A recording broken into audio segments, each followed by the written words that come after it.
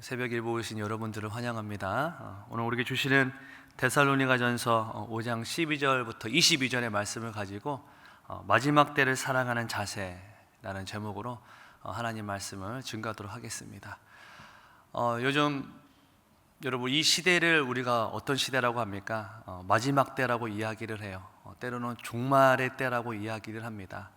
여러분, 종말의 때는 쉽게 얘기하면은 예수님이 2000년 전 이 땅에 오신 이후 다시금 부활 승천하셨죠. 그리고 우리에게 약속하신 게 다시 오시겠다는 약속을 하셨습니다. 바로 그때를 기다리며 살아가는 이 시기가 종말의 때입니다. 근데 이 종말의 때, 마지막 때를 살아갈 때 우리가 잊지 않아야 되는 게 있습니다. 그는 성경이 증거하듯이 마지막 때를 살아갈 때 세상은 우리를 핍박하고 그들이 우리에게 주는 고난과 압박의 수위는 날로 강해져 간다는 것이죠. 그래서 요즘 특별히 더 많이 듣게 되는 고민과 질문은 어떤 고민과 질문이냐면요, 마지막 때를 살아가는 이 삶이 너무 힘들다는 겁니다.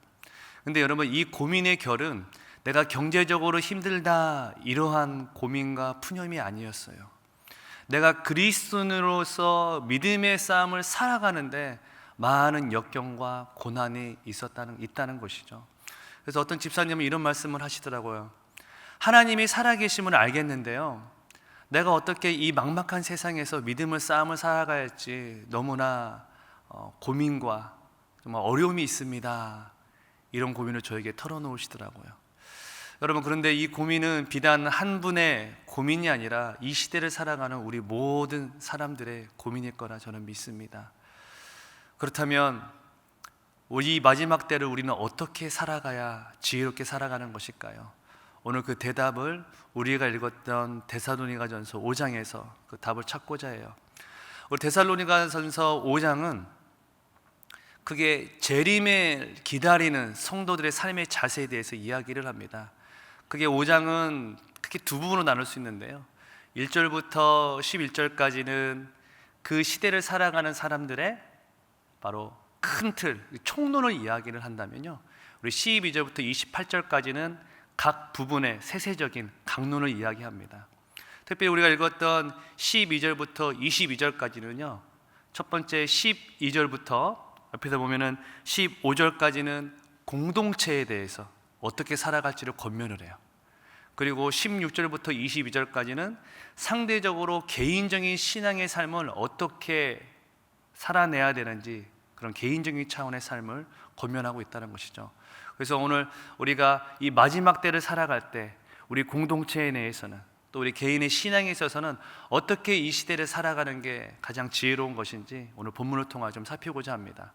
우리 먼저 우리 공동체에 대한 권면을 먼저 살펴볼 텐데요, 여러분 여기 12절부터 먼저 13절을 보시면요, 이렇게 이야기를 해요.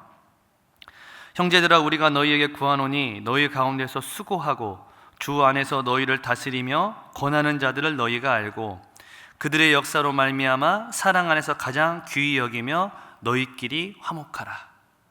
첫 번째, 바울은 공동체에 대한 권면을 하면서 지도자를 인정하고 존중하라고 이야기를 합니다. 여러분, 이 본문에 보시면요, 너희에게 구하노니 너희 가운데서 수고하고 주 안에서 너희를 다스리며 권하는 자들, 이렇게 이야기를 해요. 우리가 성경만을 보면은 이 세 가지의 그룹을 따로따로 이야기하는 것인가 라고 이렇게 이해할 수 있는데요, 이 이야기는 한 지도자의 그룹을 통칭해서 이야기하는 것입니다. 여기서 수고하고 다스리며 권하는 자들, 즉 교회 공동체의 지도자를 이야기하고 있다는 것이죠. 근데 이들을 너희가 어떻게 한다고 하고 있어요? 너희가 알고 라고 표현을 해요. 여기 안다는 거는 그냥 내가 지식적으로 그 사람이 누구인지 압니다 라는 이 단순한 차원을 넘어섭니다. 이 안다는 것은 그 사람을 인정하고 존중하고 존경하라는 뜻이에요. 그렇다면 왜 바울은 교회 공동체에 권면을 하면서 교회 지도자들을 존중하고 인정하고 존경하라고 이야기를 하고 있을까요? 그 이유를 여러분 13절에서 말을 하고 있죠. 13절의 상반절에 보니까 그들의 역사로 말미암아. 여러분, 그들의 역사로 말미암아는 그들의 일로 말미암아라로 대체할 수 있습니다. 그들의 일 때문에 그들을 존경하고 인정하라는 거예요. 즉, 우리는 똑같은 하나님의 자녀이지만 하나님께서 하나님의 말씀을 가르치시고 공동체의 질서를 세우고 믿음의 양육과 기초를 위해서 지도자를 세웠기 때문에 그들의 일로 말미암아 그들을 인정하고 존중하라고 말을 하고 있다는 것이죠. 왜 우리 성도들에게, 우리 믿음의 자녀들에게 가장 중요한 것은 건강한 지도자를 통하여서 바른 신앙의 기초를 갖는 게 가장 중요하기 때문이죠. 여러분, 인생을 살아가면서 새삼 느끼는 건요, 기초가 참 중요하다는 생각을 많이 하게 돼요. 내가 자고 일어나는 것을 시작해서 글을 쓰는 것, 생활 습관, 운동하는 것, 어느 것 하나 기초가 중요하지 않은 게 없습니다. 맞습니다. 우리가 그리스도인으로서 이 마지막 때를 살아갈 때 많은 준비가 필요하겠지만요, 가장 중요한 준비는 무엇이냐면요, 건강한 말씀의 선포를 통한 바른 신학 위에 기초한 바른 신앙을 갖는 게 우리의 가장 중요한 준비라는 것이죠. 그래서 오늘 바울은 이 공동체에게 가장 먼저로 권면하는 것은 지도자들을 인정하고 존경함으로 그들을 통하여 바른 신앙의 기초를 가질 것을 우리에게 권면하고 있다는 것입니다. 우리에게도 이런 귀한 은혜가 있게 예수님의 이름으로 축원합니다. 그리고 여러분, 곧 이어서 공동체의 첫 번째로는 지도자에 대해서 존중하고 인정하라고 얘기를 했다면, 두 번째로는 공동체 내에서 성도들의 관계에 대해서 이야기를 해요. 여러분 14절에 보면 이렇게 말을 해요. 우리 14절 한번 같이 한번 읽어볼까요? 시작. 또 형제들아, 너희를 권면하노니 게으른 자들을 권계하며 마음이 약한 자들을 격려하고 힘이 없는 자들을 붙들어주며 모든 사람에게 오래 참으라. 여러분 14절을 보면요, 너희를 권면하노니 라고 말을 하면서 게으른 자들을 권계하며 이렇게 얘기를 해요. 여러분, 여기서 이 게으른 자들이라는 것은 이제 이전 번역에서는 규모가 없는 자들이라고 표현이 됐는데요, 이 게으른 자들이라는 것은 이제 우리가 흔히 얘기하는 것처럼 이렇게 늦게 일어나고 일상생활에 불성실한 이런 사람들을 뜻하는 건 아니에요. 이 뜻은 이제 군대 용어인데요, 군대의 대열에서 이탈한 자들이란 뜻이에요. 즉, 교회의 질서에서, 교회의 그 무리의 어떠한 규범에서 떨어져 나간 자들을 이야기를 합니다. 근데 그들을 어떻게 하라고 말하고 있어요? 권계하며라고 말해요. 이 권계라는 것은 훈계라는 거예요. 그 다음에 연이어서 뭐라고 말합니까? 마음이 약한 자들을 격려하고 힘이 없는 자들을 붙들어주며. 여러분, 이 힘이 없는 자들은 우리가 이제 흔히 생각할 때는 육체의 쇠약함을 이야기하나 보다 이렇게 인식할 수 있는데요, 여기 힘이 없는 자들은 특별히 영적으로 심리적으로 연약한 자들을 얘기해요. 이런 분들의 특징이 무엇이죠? 쉽게 낙담해요. 쉽게 낭망하고 유혹에 빠지기 쉽습니다. 그렇기 때문에 더더욱 믿음의 공동체 안에서 이들을 계속 붙들라고 이야기를 하고 있다는 거죠.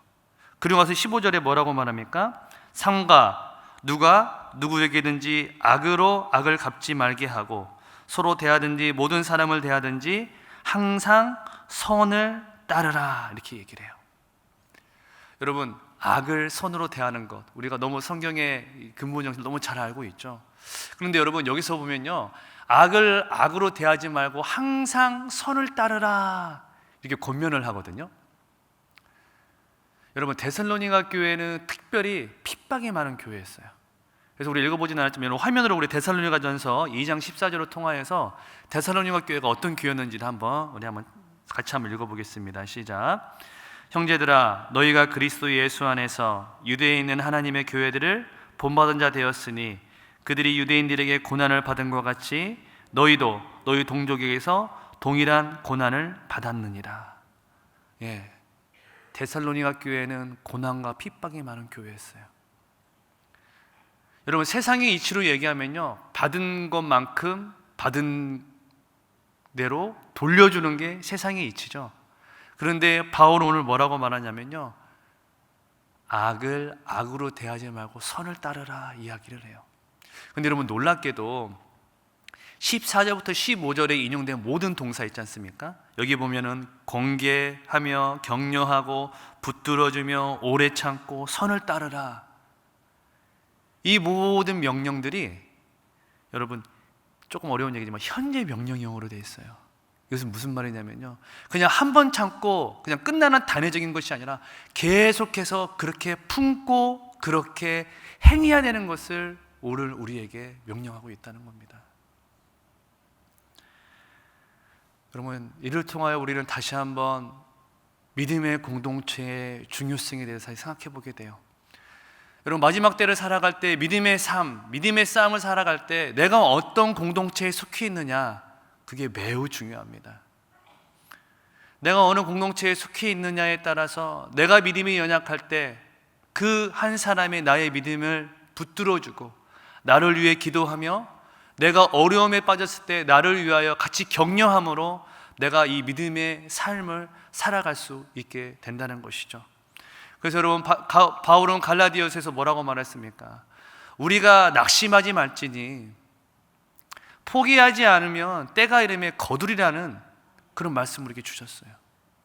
여러분, 믿음의 공동체에서 우리가 이런 믿음의 삶을 믿음의 동역자들과 같이 살아내는 그런 은혜가 있게 예수님으로 축원합니다. 자, 우리가 앞부분에서 바울이 이제 공동체에 대한 권면을 했어요. 지도자와 공동체의 성도들의 관계. 우리 후반부에는 뭐 해야 된다고 했죠? 우리 개인적인 신앙에 대한 것들을 이제 이야기를 합니다. 여러분, 16절 18절에 보니까요, 이렇게 말을 하죠. 우리 같이 한번 읽어볼까요? 시작. 항상 기뻐하라, 쉬지 말고 기도하라, 범사에 감사하라. 이것이 그리스도 예수 안에서 너희를 향하신 하나님의 뜻이니라. 여러분, 우리는 너무나 이 이야기를 잘 알고 있습니다. 항상 기뻐하라, 범사에 쉬지 말고 기도하라, 범사에 감사하라. 여러분, 그런데 여기서 이 공통점을 하나 발견할 수가 있어요. 우리가 항상 기뻐하라 라고 말을 하는데요, 여러분, 항상 기뻐하라, 이 기쁨은 어떤 열매냐면 성령의 열매입니다. 또한 우리가 쉬지 말고 기도하라, 쉬지 말고 기도할 수 있는 것은 성령 안에서 우리가 무시로 기도할 때 가능합니다. 이것을 조금 더 발전된 형태로 여러분, 에베소서 6장 18절에 보면 바울은 이렇게 얘기를 했습니다. 우리 성령에서 기도하는 걸 한번 우리 같이 한번 읽어볼까요? 시작. 모든 기도와 간구를 하되 항상 성령 안에서 기도하고 이를 위하여 깨어 구하기를 항상 힘쓰며 여러 성도를 위하여 구하라. 여러분, 쉬지 말고 기도하라는 것은요, 다른 것은 다 제쳐두고 24시간 무조건 기도하라, 이런 뜻이 아닙니다. 여기서 쉬지 말고라는 이 원어적 의미는요, 마음의 바닥에 이를 때까지라는 뜻이에요. 즉, 쉬지 않고 기도하라는 것은 마음의 낙심이 찾아오고 고난 때문에 내가 기도할 수 없는 그런 상황에 이를 때조차라도 기도를 멈추지 말라는 뜻이에요. 극심한 고난 가운데도 기도를 절대로 멈추지 말라는 바로 바울의 명령이라는 것이죠. 앞서도 얘기했다시피 데살로니가 교회는 핍박이 많았던 교회죠. 고난이 많았던 교회예요. 그럼에도 불구하고 그 기도를 멈추지 말라는 겁니다. 우리도 금요기도회 때 이렇게 이제 성도님들이 기도 제목을 가지고 나오면 이제 안수 기도를 합니다. 그러면 때로는 정말 저희가 볼 때도 정말 가슴이 턱턱 막히는, 쉽게 얘기할 수 없는 기도 제목들을 가지고 나오세요. 눈물의 기도 제목들을. 그런데 그 가운데 참 감사함이 있어요. 정말 세상적으로, 이성적으로, 논리적으로는 정말 이 기도 제목을 주 앞에 구할 수 있을까? 정말 이게 해결되지 않으면 어떻게 할 수 없는 기도 제목을 가지고 나온다는 거예요. 여러분, 이게 바로 쉬지 말고 기도하는 것에 참 의미일 것입니다. 여러분, 이런 은혜가 있게 예수님으로 축원합니다. 여러분, 연이어서 뭐라고 또 얘기를 하냐면 범사에 감사라고 얘기를 해요. 여러분, 범사에 감사할 수 있는 것, 내가 어떤 경우에나 환경에나 모든 것에 감사할 수 있는 것은 무엇으로 가능합니까? 하나님에 대한 절대적인 신뢰가 있을 때, 나에게 가장 좋은 것을 주시는 분이라는 그런 언약의 확신이 있을 때 내가 범사에 감사할 수 있는 것이죠. 예, 여러분, 놀랍게도 16절, 17절, 18절 이 모든 것은 성령의 내적 역사를 이야기를 합니다. 성령이 없이는 항상 기뻐할 수 없고 쉬지 않고 기도할 수 없으며 범사에 감사할 수 없음을 바울은 이야기를 하고 있는 것이죠. 그래서 그 다음 구절부터 여러분 성령의 역사들이 나오는데, 예언이 나오는데 19절부터 22절을 한번 같이 읽어볼까요? 시작. 성령을 소멸하지 말며 예언을 멸시하지 말고 범사에 헤아려 좋은 것을 취하고 악은 어떤 모양이라도 버리라. 여러분 성령의 내적 역사를 계속 이야기를 하게 되죠. 자, 성령을 소멸한다, 이것은 성령의 불을 꺼버린다는 거예요. 성령은 성령을 불에 비유를 하면서 성령을 소멸한다, 성령의 역사를 꺼버린다, 이렇게 표현을 해요. 그리고 나서 구체적인 예로 뭘 드냐면 20절에 예언을 멸시하지 말라라고 이야기를 하죠. 여러분 예언을 멸시하다는 것은 뭐냐? 멸시하다는 건 예언을 무시한다는 겁니다. 그 당시 데살로니가 교회는 하나님께 받은 이 예언의 말씀을 무시하는 자들이 있었던 것 같아요. 그래서 앞에서도 뭐라고 했죠? 우리 게으른 자들, 그런 군대의 대열에서 이탈한 자들, 그들을 훈계하라고 얘기를 했죠. 그런 자들이 있었던 것 같아요. 근데 그들을 멸시하지 말고 보듬으라고 이야기를 합니다. 그렇다면 우리가 좀 더 궁금한 것은 이 예언을 멸시하지 말라, 이것이 오늘날의 의미로는 어떤 의미냐는 것이죠. 여전히 이 예언은 계속해서 우리에게 전해지고 있는가? 계속되고 있는가? 여러분 오늘날의 새로운 예언은 없습니다. 우리의 구원에 합당하고 필요하고 충족된 모든 예언은 신구약의 66권에 다 증거되어 있고 들어가 있습니다. 그렇다면 오늘날의 이 예언은 무엇으로 우리가 인식을 해야 되냐면요, 하나님의 말씀의 진리를 선포하는 오늘날의 설교로 여러분들이 이해하면 됩니다. 그래서 강단에서 선포되는 말씀의 진리, 우리 구원에 합당한 하나님의 예언의 말씀이 선포되는 바로 오늘날의 강단의 설교가 오늘의 예언에 해당되는 것이죠. 그래서 여러분 이 강단의 설교를 우리가 매번 사모하고 그것을 구하는 것도 바로 이 예언을 멸시치 않는 바로 바른 신앙인의 자세인 것이죠. 그런데 여러분 그렇다고 무턱대고 맹신해도 안 됩니다. 맹신해서도 안 되는 것은 여러분 21절에 보니까 이렇게 말을 하죠. 범사에 헤아려 좋은 것을 취하고. 그래서 헤아리다는 것은 무슨 얘기냐면요, 시험해 보라는 얘기예요. 그것이 하나님의 온전한 말씀인지 하나님의 말씀을 온전히 분별하는 은혜가 있어야 된다는 것입니다. 그리고 22절의 마지막에 이렇게 말합니다. 악은 어떤 모양이라도 버리라. 여러분 그런데 22절에 보면 약간 좀 생뚱맞을 수가 있어요. 21절까지 앞에서 성령을 소멸하지 말며 예언을 멸시치 하고 말씀을 얘기하고 그 다음에 범사에 헤아려 좋은 것을 취하라고 얘기하면서 갑자기 악에 대한 이야기가 나와요. 여러분 이 악은 어떤 것을 얘기할까요? 여기서 악은 사악한 것을 얘기하는데요, 가장 악한 것은 바로 하나님의 진리의 말씀을 왜곡하는 것을 얘기해요. 즉 하나님의 말씀을 자신의 뜻대로 호도하여서 거짓된 예언의 말씀으로 바로 성도들을 미혹하는 것을 악이라고 이야기하고 있다는 겁니다. 여러분 요즘은 대낮에 교회 주변에서도 거짓 이단 집단들이 자신들이 진리라고 말을 하면서 전단지를 나눠주는 것을 쉽게 보게 돼요. 여러분 이러한 것들이 진짜 악입니다. 어떻게 해서든지 믿는 자를 넘어뜨리게 하고 진리를 호도하여서 그 진리의 말씀을 왜곡하는 것, 이런 것들이 악이라는 것이죠. 그렇다면 여러분 말씀을 좀 정리하면서 오늘의 우리가 마지막 때를 사랑하는 우리의 자세에 대해서 좀 이야기를 할 텐데요, 정리를 할 텐데요, 바울은 우리에게 두 가지로 이야기를 합니다. 마지막 시대를 살아가는 먼저는 공동체, 지도자들을 존중하고 인정하는 삶을 살아가라. 그것이 바로 바른 신앙의 기초가 되기 때문에 우리에게 권면하고 있는 것이죠. 또 우리가 무슨 말을 합니까? 공동체의 성도들의 관계 가운데 균형과 그들을 붙드는 바로 선을 행하는 행위, 쫓는 행위가 참 중요함을 우리에게 말을 합니다. 또 우리 개인전 신앙에서는 무슨 얘기를 합니까? 바로 성령을 소멸하지 아니하며 하나님의 말씀을 우리 가슴에 새김으로 이 마지막 시대, 이 진리 전쟁의 시대에 온전한 그리스도인으로 살아갈 것을 권면하고 있다는 것이죠. 여러분 오늘 우리에게 주시는 이 권면의 말씀을 가슴에 새기면서 우리가 이 마지막 때를 지혜롭게 살아가는 그런 은혜가 함께하기 예수님의 이름으로 축원합니다. 우리 다 같이 기도하겠습니다. 오늘 주신 말씀을 기억하면서 하나님, 마지막 때를 살아가는데 하나님의 지혜의 말씀을 우리의 심령에 새깁니다.